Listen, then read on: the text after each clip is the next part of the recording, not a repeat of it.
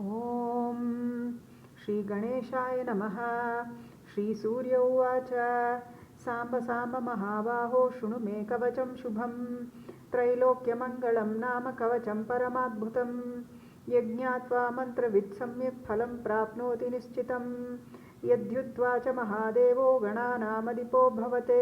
पठनाद्वारणाद्विष्णुः सर्वेषां पालकः सदा एवमिन्द्रादयः सर्वे सर्वैश्वर्यमवाप्नुवन् कवचस्य ऋषिर्ब्रह्मा छन्दोनुष्टुप्बुधाहितः श्रीसूर्यो देवता चान्न सर्वदेव नमस्कृतः यश आरोग्यमोक्षेषु विनियोगप्रकीर्तितः प्रणवो मे शिरः पातु घृणिर्मे पातु बालकम्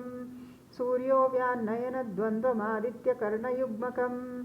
अष्टाक्षरो महामन्त्रः सर्वाभीष्टफलप्रदः ह्रीं बीजं मे मुखं पातु हृदयं भुवनेश्वरी चन्द्रबिम्बं विंशदाद्यं पातु मे गुह्यदेशकम्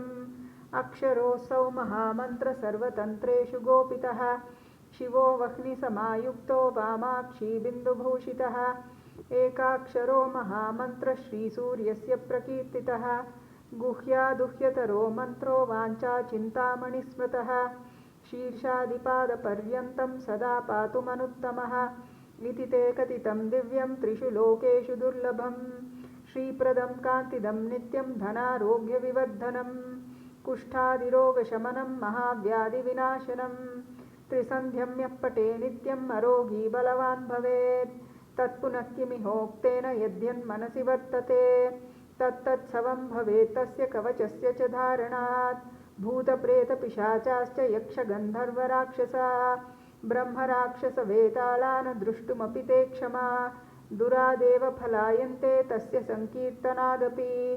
भूर्जपत्रे समालिख्य रोचनागरुकुङ्कुमै रविवारे च सङ्क्रान्त्यां सप्तम्यां च विशेषतः धारयेत् साधकश्रेष्ठः श्रीसूर्यस्य प्रियो भवेत् त्रिलोहमध्यगं कृत्वा धारयेत् दक्षिणे करे शिखायामथवा कण्ठे सोऽपि सूर्यो न संशयः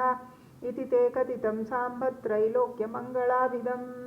कवचं दुर्लभं लोके तव स्नेहात् प्रकाशितम्